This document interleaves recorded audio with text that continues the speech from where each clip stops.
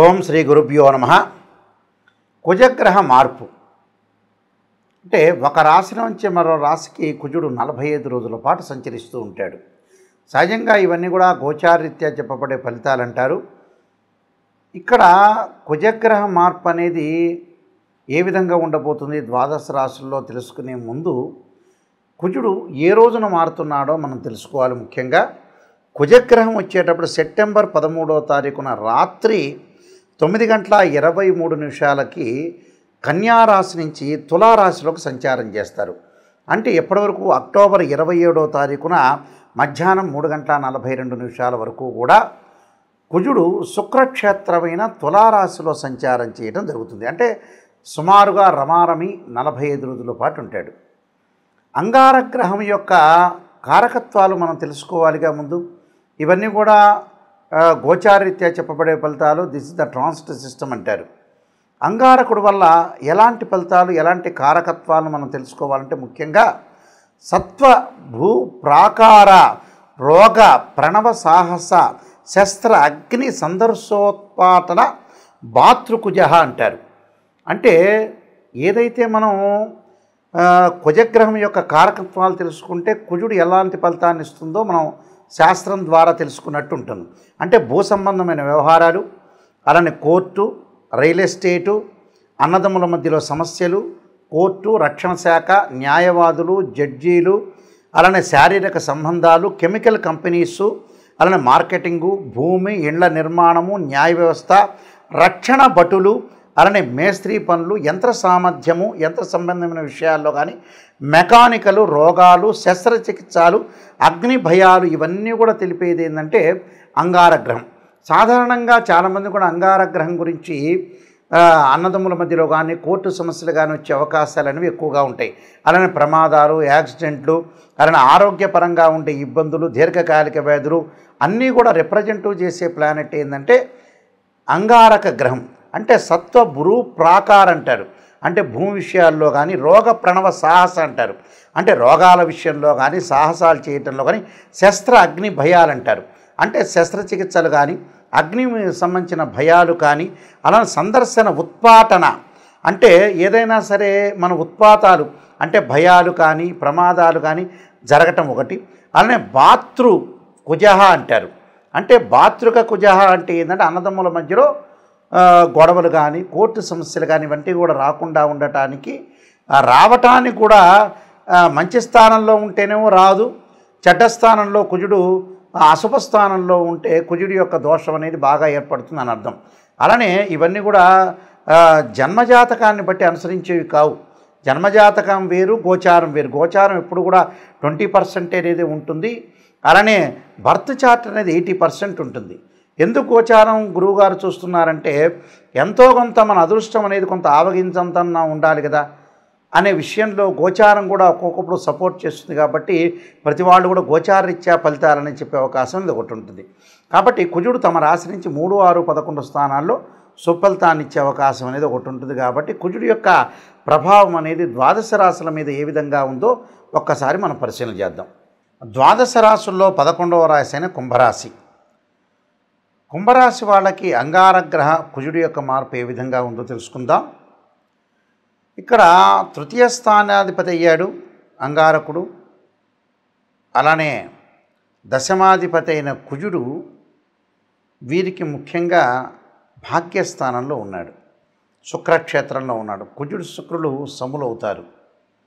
ఈ రాశి వాళ్ళకి ముఖ్యంగా భాగ్యస్థానంలో కుజుడు వల్ల ఎలాంటి ఫలితాలు జరగబోతున్నాయి ఇక్కడ మనం చూసుకునేటట్టయితే అసనాచ్ఛాదనం న్యూన్యం అంటారు, శోషణం, దేహపీడనం, స్థాననాశనం, విరోధంచ నవమస్థో ధరాసుత అన్నారు.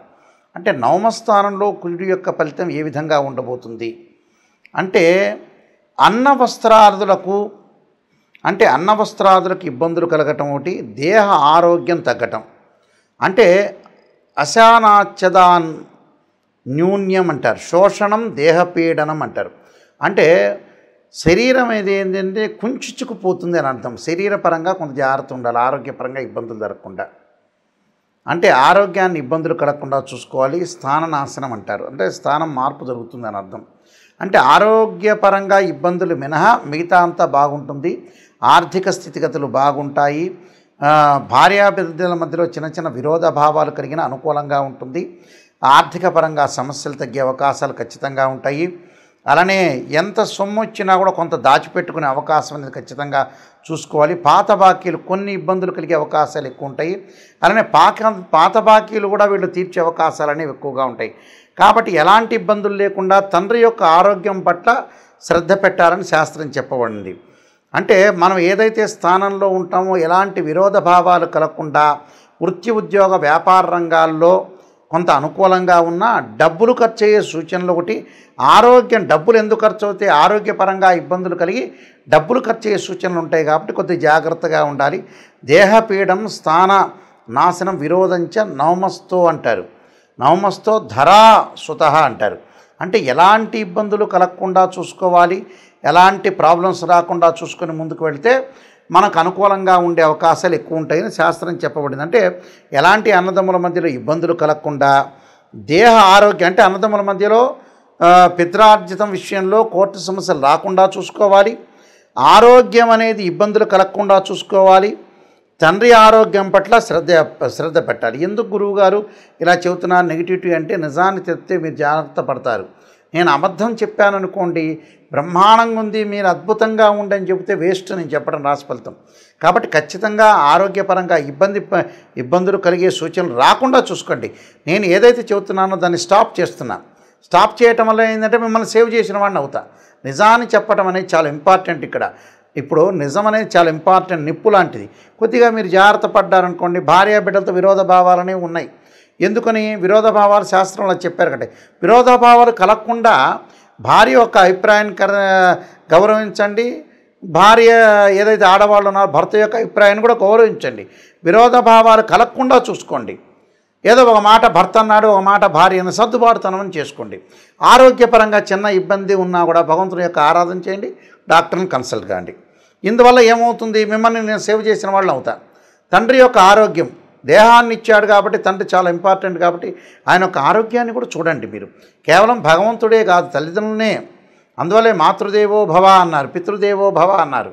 అందువల్ల ఖచ్చితంగా భగవంతుడి యొక్క ఆరాధన చేయడం వల్ల కూడా మనకు మంచి జరిగే అవకాశాలు ఉంటాయి. నేను కొన్ని పరిహార మార్గాలు చెబుతున్నా, ఆ పరిహారాలు మీరు పాటించండి, మీకు మంచి సుఫలితాలు జరిగే అవకాశం ఖచ్చితంగా ఉంటుంది. ఇక్కడ కుజుడు శుక్రుడికి సముడవుతాడు.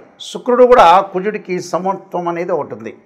అక్కడ ఎవరికైతే మనకి కుజుడు ప్రభావం వల్ల ప్రమాదాలు జరుగుతున్న వ్యక్తులు కానీ, ఆరోగ్యపరంగా ఇబ్బందులు కానీ, భూ వివాదాలు కానీ ఉన్న వ్యక్తులు ఎలాంటి మంత్రాలను చదవాలి నిజంగా చెప్పాలంటే, ఆరోగ్యపరంగా ఇబ్బందులు కలుగుతున్నాయి, దీర్ఘకాలిక వ్యాధులు ఉన్న వ్యక్తులందరూ కూడా ఇబ్బంది పడుతున్నారు.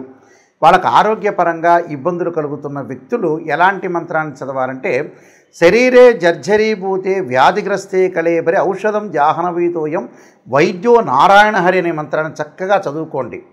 అంటే మంగళవారం పూట కుజహోర అనేది ఉంటుంది. ఆ కుజహోరలో ప్రాతకాలంలో ఆ మంత్రాన్ని చదవటం వల్ల దీర్ఘకాలిక వ్యాధులు ఉన్న వాళ్ళకు ఉపశమనం జరిగే అవకాశాలు ఎక్కువగా ఉంటాయి. అలానే గురువుగారండి, నాయకంటి గారు నాకు ప్రమాదాలు జరుగుతున్నాయండి అని చెప్పేవాళ్ళు తప్పకుండా అంగారకాయుధే శక్తి హస్తాయి ధీమే తన్నో భౌమ ప్రచోదయాత్ అనే అంగారక గాయత్రి మంత్రాన్ని మనం చదువుకోవటం వల్ల చాలా మంచి జరిగే అవకాశాలు ఉంటాయి. అది ఉదయం పూట కుదిరితే ఉదయం పూట చదవండి, లేకపోతే సాయంత్రం పూట అయినా చదువుకోవచ్చు, దాని తప్పేమీ లేదు. అలానే మాకు భూ వ్యవహారాలు ఉన్నాయి, భూమికి సంబంధించిన పంచాయతీలు ఉన్నాయి, అన్నదమ్ముల మధ్యలో గొడవలు జరుగుతున్నాయి అనే వ్యక్తులు తప్పకుండా వాళ్ళు చదవాల్సిన మంత్రం ఏంటంటే, వీలైతే తెలిసిన వాళ్ళు, వేదమంత్రం తెలిసిన వాళ్ళు తప్పకుండా భూసూక్త పారాయణం చేయటం కానీ, ఒకవేళ వేదమంత్రం మాకు తెలియదండి, మేము వేదం నేర్చుకోలేదు అని చెప్పిన వ్యక్తులు, అలాంటి వ్యక్తులు ఏం చేయాలంటే తత్పురుషా విద్యే మహాసేనాయుధీమే తన్నో షణ్ముఖ ప్రచోదయాత్ అనే మంత్రంతో పాటు నాగరాజాయుధే పృథ్వీధరాయుధీమే తన్నో సర్ప ప్రచోదయాత్ అనే మంత్రాన్ని, ఈ రెండు మంత్రాలు చదువుకోవాలి మంగళవారం పూట. చదువుకోవటం వల్ల కోర్టు సమస్యలు, అన్నదమ్ముల మధ్యలో గొడవలు, భూ వివాదాలు పరిష్కారం జరిగే అవకాశాలు ఖచ్చితంగా ఉంటాయి. అలానే కుజదోషం వల్ల వివాహం కాలేదనే వ్యక్తులు కూడా చాలామంది ఉంటారు.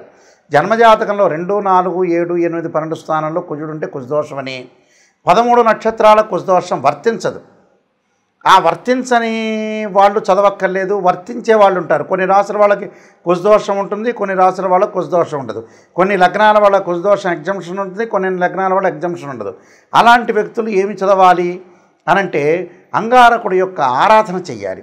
ఎలాంటి ఆరాధన చేయాలి మరి? అంగారకుడు అంటే కందులు దానం చేయటం మంగళవారం, ఎర్రని వస్త్రము, ఎర్రని గొడుగులు, ఎర్రని చెప్పులు దానం చేయటంతో పాటు అంగారకుడి యొక్క అభిషేకాన్ని చేయాలి. అంగారకుడు అంటే మనకి శివాలయంలో నవగ్రహాలు ఉంటాయి, ఆ నవగ్రహాలు అంగారకుడు ఉంటాడు. పంచామృతంతో, పండరసంతో, చెరుకు రసంతో, దానితో పాటు ముఖ్యంగా మనం ఎలాంటి అభిషేకం చేయాలి అంటే అంగారక పాశుపతాస్త్ర రుద్రాభిషేకం అని ఒకటి ఉంటుంది 10 శివలింగాలకి. అలానే అంగారకుడు ఎప్పుడైనా సరే అభిషేకం చేసేటప్పుడు దానిమ్మ గింజల రసంతో అభిషేకం చేయటం వల్ల చాలా మంచి జరుగుతుంది. దానితో పాటు బ్రాహ్మణులు చేస్తుండగా మీరు ఎలాంటి మంత్రాన్ని ఉచ్చరించాలి అంటే ఖచ్చితంగా అంగారకాగ్ని శక్తి హస్తాయ ధీమే తన్నో భౌమ ప్రచోదయాత్ అనే మంత్రాన్ని, అలానే ధరణీగర్భ సంభూతం విద్యుత్కాంతి సమప్రభం కుమారశక్తి హస్తంచ మంగళం ప్రణమామ్యం అనే మంత్రాన్ని చదువుకుంటూ ఆ పురోహితుల ద్వారా మన అభిషేకం చేయటం వల్ల ఖచ్చితంగా కుజుడి యొక్క దోషం పోతుంది. అలాంటి జడ్జెస్ కానీ, న్యాయవాదులు కానీ, శస్త్రచికిత్సలు కానీ, మెడికల్ ల్యాబొరేటరీస్ వాళ్ళకి కానీ, మెడికల్ కంపెనీల వాళ్ళకి కానీ, డాక్టర్స్ కానీ ఎవరైనా సరే ఇలాంటి అంగారక పాశుపతాస్త్ర రుద్రాభిషేకము, అలానే అంగారక హోమం చేసుకోవటం కూడా చాలా మంచిది. అంగారక హోమానికంటే కూడా చాలామంది అంగారక పాశుపతాస్త్ర రుద్రాభిషేకంతో పాటు అంగారక పాశుపతాస్త్ర హోమం చేసుకుంటే బీజాక్షరాల సంపుటీకరణతోటి హోమం అనేది ఉంటుంది. అలాంటి హోమం చేసుకుంటే చాలా గుడ్ రిజల్ట్స్ వచ్చే అవకాశాలు ఖచ్చితంగా ఉంటాయి. అంటే ఇవన్నీ కూడా అంగారకుడు ఏదైతే మన జన్మజాతకంలో కానీ గోచారరీత్యా కానీ దోషం అనేది ఉంటుందో ఆ దోషానికి మనం ఎట్టి పరిస్థితుల్లో కూడా పరిహారం చేసుకోవాలంటే ఖచ్చితంగా అంగారకుడి యొక్క ఆరాధన చేసుకోవటం అంటే వీలైతే శనివారం కానీ ఆదివారం కానీ 2 జంట సర్పాలను దానం చేయాలి. జంట సర్పాలం అంటే వెండితో చేసింది కానీ లేదా రాగితో కానీ చేసిన సర్పాలు ఏవైతే ఉంటాయో మనకు షాపులో దొరుకుతాయి.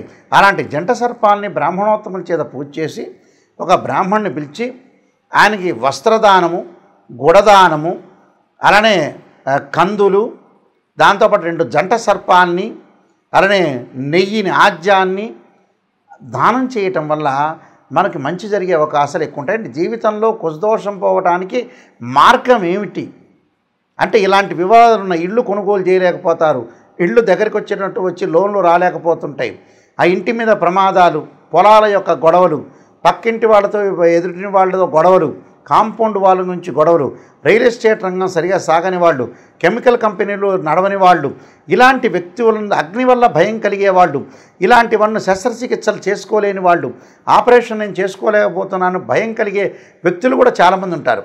ఇలాంటి వాళ్ళందరూ కూడా న్యాయవాద వ్యవస్థలో ఉన్న, పోలీస్ డిపార్ట్మెంట్ వాళ్ళున్నా, ప్రమోషన్ రాని వాళ్ళున్నా, మేనేజ్మెంట్ చేసే వ్యక్తులున్నా, సైన్యంలో పాల్గొన్న వ్యక్తులు కానీ, మెకానికల్ లైఫ్లో అంటే బీటెక్లో మెకానికల్ ఇంజనీరింగ్ చేస్తారు, ఏదో ఒక షాప్ పెట్టుకుంటారు, మెకానిజం అనేది కరెక్ట్గా సాగలేకపోతుంది, వ్యాపారాభివృద్ధి అనేది అనుకూలంగా ఉండదు. అలానే బాలారిష్ట గండదోషాలు, కుజుడితో ఏర్పడే బాలారిష్ట గండదోషాలు, అగ్ని భయాలు ఉన్నట్టుండి ఉలిక్కిపట్టడం, భయం కలిగే అవకాశాలు కొంతమందికి ఉంటాయి. కాబట్టి ఇలాంటి వాళ్ళందరూ కూడా నేను చెప్పిన పరిహారాలు చేస్తే మంచి రిజల్ట్స్ వచ్చే అవకాశం ఎక్కువ ఉంటుంది. కుజుడు గురించి మీరు భయపడాల్సిన పని లేదు. ఇవన్నీ కూడా గోచారీత్యా చెప్పబడే ఫలితాలు. ఇక్కడ ఏదైతే కుజుడు ఏదైతే తులారాశిలో సంచారం చేస్తున్నాడో ఆ తులారాశికి అధిపతి శుక్రుడు. కుజుడికి శుక్రుడు సముడవుతాడు, శుక్రుడికి కూడా కుజుడు సమవుతాడు. కాబట్టి నేను చెప్పిన పరిహారాలు చేయండి, మీకు మంచి జరిగే అవకాశం ఉంది. అంగారగ్రహం యొక్క సుబ్రహ్మణ్య స్వామి యొక్క అనుగ్రహం మేరకు కలగాలని ఆశిస్తూ సర్వే జనా సుఖినో భవంతు.